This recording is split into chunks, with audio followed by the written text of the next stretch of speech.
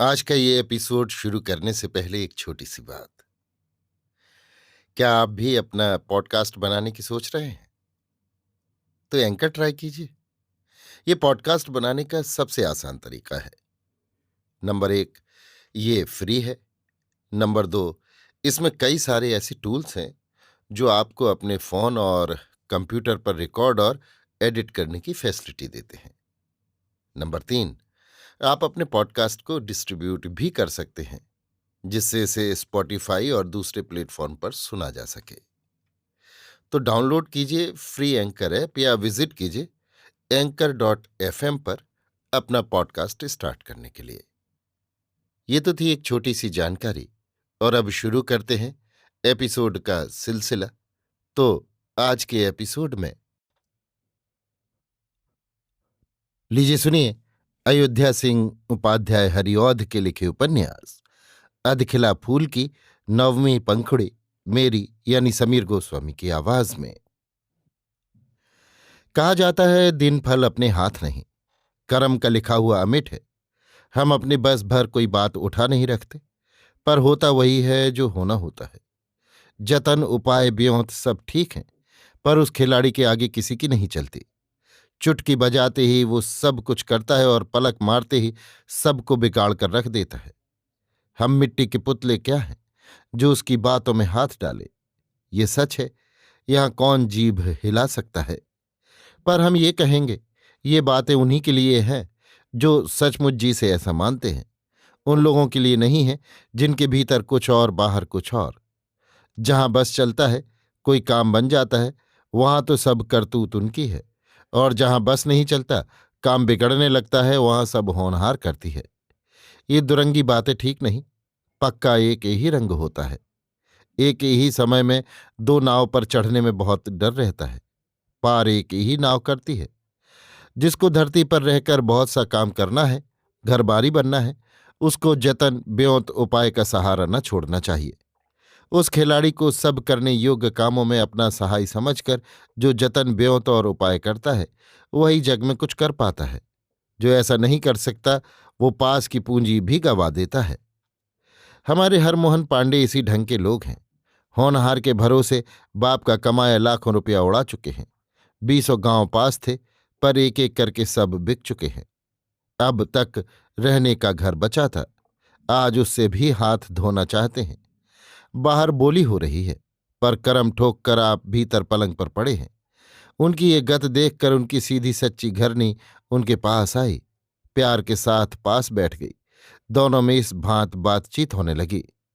घरनी: घर बिक रहा है, बाहर बोली हो रही है, क्या आप उनको सुनते हैं? हरमोहन: सुनता हूं, जो भाग में लिखा है होगा। घरनी: मैं ये नहीं कहती, मैं ये कहती हूं थोड़ी ही देर में ये घर छोड़ना होगा। उस घड़ी हम लोग क्या करेंगे, कहाँ रहेंगे? हरमोहन: हमारे घर के पास जो हमारा खंडहर है, उसमें चलकर रहेंगे। भाग्य में तो खंडहर लिखा है, घर रहने को कहाँ मिलेगा? घरनी: खंडहर में कैसे दिन बीतेगा? मेरा मुंह आज तक किसी पराये ने नहीं देखा। खंडहर में लाज क्यों कर रहेगी? हरमोहन: भगवान जिसकी लाज नहीं रखना चाहते, उसकी लाज कौन रखे? घरनी: अच्छा, मैं कुछ कहूं, आप मानेंगे? हरमोहन: कहो, क्या कहती हो? घरनी: बंसनगर में मेरी बहन रहती है, ये आप जानते हैं। जैसी भलमनसाहत उसमें है, वैसे ही देवता हमारे बहनोई भी हैं। ये बात भी आपसे छिपी नहीं है।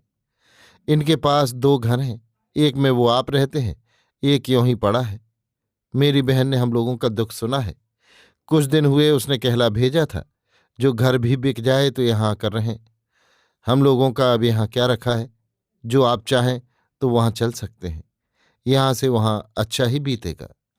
हरमोहन: तुमने अच्छा कहा, चलो वहीं चले। हमारा 1600 रुपया अभी तो उनके यहाँ है। घरनी: रुपए की बात जाने दीजिए। दुख में उन लोगों ने हम लोगों को बहुत संभाला है। 1600 का 2400 दे चुके हैं। हरमोहन: अच्छा जाने दो, हम रुपए की बात नहीं चलाते हैं। इस बातचीत के दूसरे दिन अपनी घरनी, एक लड़के और एक लड़की के साथ हरमोहन ने अपने जन्म के गांव देवनगर को छोड़ा। 24 घंटे चलकर बंसनगर पहुंचे और वहीं रहने लगे। यहाँ कहने सुनने को वो कुछ काम भी करने लगे और इसी से उनका दिन बीतने लगा। पर इन लोगों का सब भार उन्हीं लोगों पर था जिनके बुलाने से ये लोग वहां गए थे। उन लोगों ने इनके लड़के के पढ़ने लिखने की ओर भी पूरा ध्यान रखा। धीरे धीरे 3 बरस बीत गए। चौथे बरस इन लोगों ने एक ऐसी बात सुनी जिससे इन लोगों का रहा सहा कलेजा और टूट गया। इन लोगों ने सुना इनका एक ही जमाई घर बार छोड़कर किसी साधु के साथ कहीं चला गया। बहुत कुछ ढूंढा गया पर कहीं कुछ खोज न मिली। हरमोहन पांडे सीधे और सच्चे थे, अपने कामकाजियों और टहलुओं पर बहुत भरोसा रखते थे। आंख में शील इतनी थी जो आजकल नहीं देखा जाता। जिसने आकर आंसू बहाकर कुछ मांगा उसी ने कुछ पाया। बिना कुछ लिखाए पढ़ाए सैकड़ों दे देते। जो कोई कुछ कहता कहते जब उसको होगा दे ही जावेगा। ब्राह्मण का रुपया थोड़े ही मार लेगा। जो यहीं तक होता बहुत बिगाड़ न होता। हरमोहन में बड़ा भारी अवगुण आलस था। आलस होने के कारण वो सब कामों में टाल टूल बहुत करते।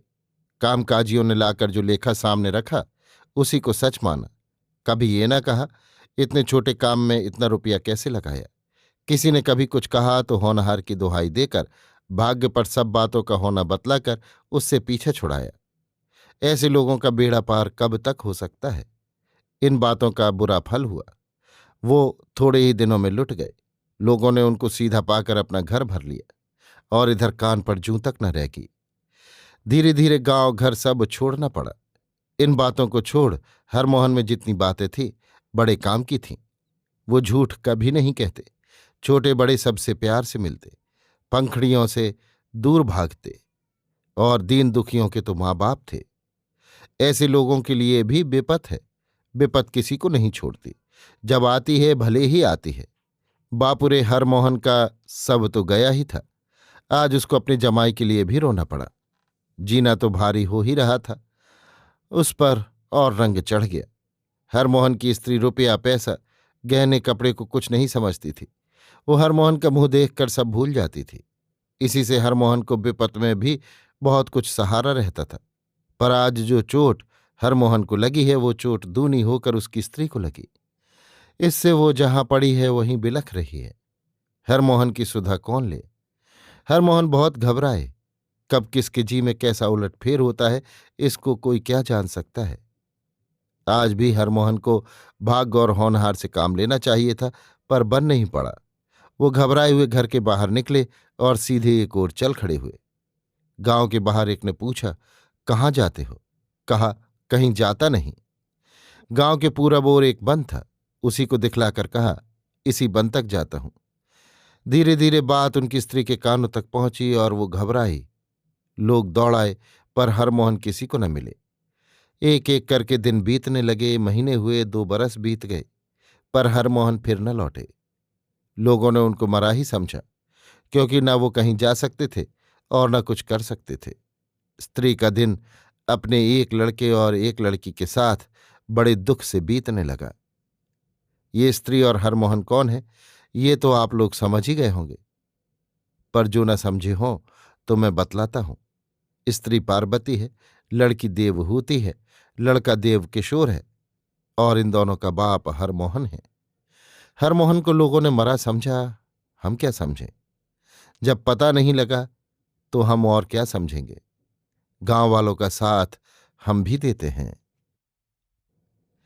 अभी आप सुन रहे थे अयोध्या सिंह उपाध्याय हरिऔध के लिखे उपन्यास अधखिला फूल की 9वीं पंखुड़ी, मेरी यानी समीर गोस्वामी की आवाज में।